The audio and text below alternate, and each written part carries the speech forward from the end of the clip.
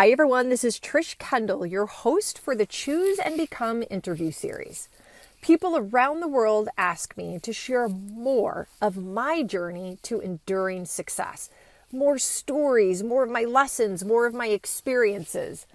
There's only so much I can share during an inspirational speech or while facilitating a workshop or even through blogs. So here you go. In these Trish Kendall Speaks episodes, I give you short, impromptu, candid, raw me.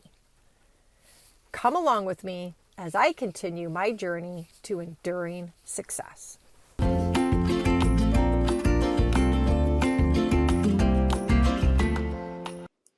everyone, this is Trish Kendall with Choose and Become for another Trish Kendall Speaks episode. It is, I think, 2 days after Christmas. I don't even know what today is. So Joe and I host Christmas Eve. His parents used to host Christmas Eve.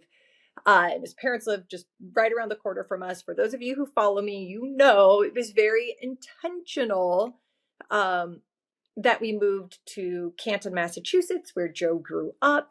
That was 100% my choice when Joe and I met in Chicago. We met in Chicago. We got married, had kids, 2 kids in Chicago, and then eventually moved to Joe's hometown when Lily was 5 and Sammy was 3 because I wanted to be close to his family, so his parents and his sister, and then their extended family. But I also wanted Lily and Sam to grow up right near their grandparents, Joe's parents, and do all the things that I never had, the experience of having a grandma and grandpa around to go to all of my activities and things like that. And obviously that's because we moved and were forced to move really so many times when I was growing up. I was never grounded or anchored in a neighborhood or in a community or near extended family. So this was very important to me. So I took us a step backwards before I move forward. And so now Christmas is big and it's always with family. And my mom used to come out here from Chicago, and she would come for Christmas and spend the time with us until the last few years, it became too difficult for her to travel at Christmas time. So she didn't.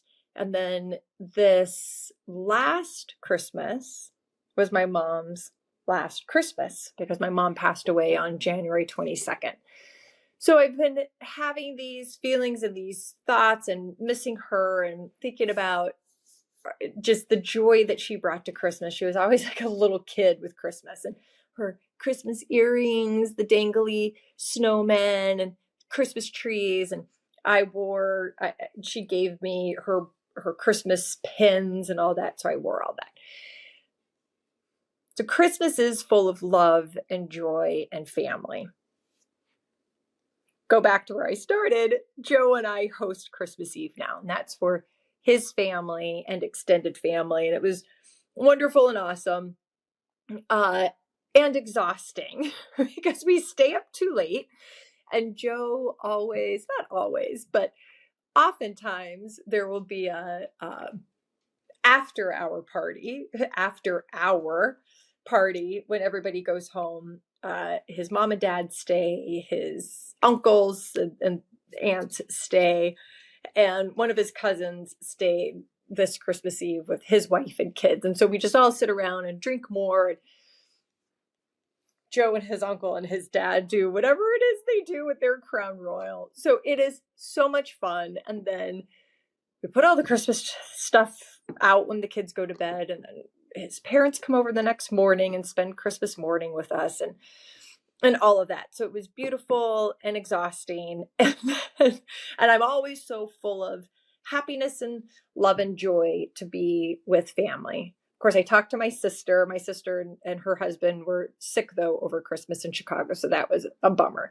And then the day after Christmas, I was like,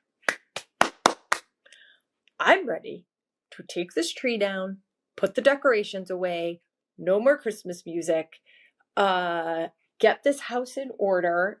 So the last 2 days I have been frantically getting rid of Christmas because I'm ready to move forward. I have work on my mind. I have New Year's on my mind, but we go to a neighbor's house, so we don't have to do, we don't have to host New Year's.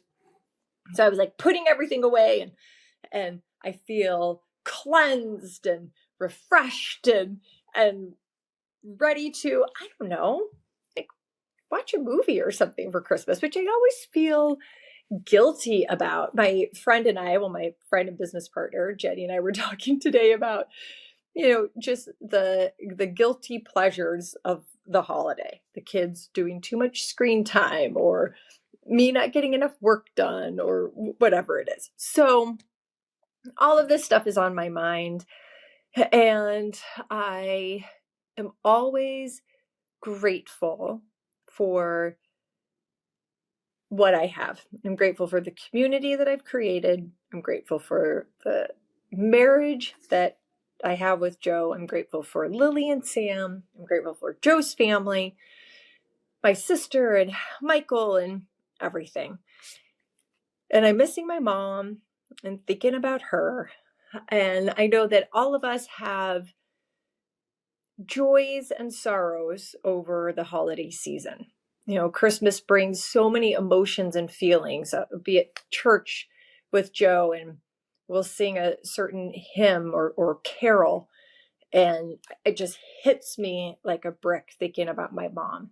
And I know that I'm not alone with that. There's people right now that are managing and holding on to sorrow, and friends that I have that are experiencing sorrow that I can't even imagine.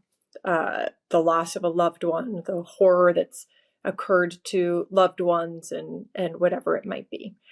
So I hold those people, and I hold you, and I hold myself in the safety and the love of being present to the beauty and the joy and the sorrow all at the same time, because it's all wrapped up into one season.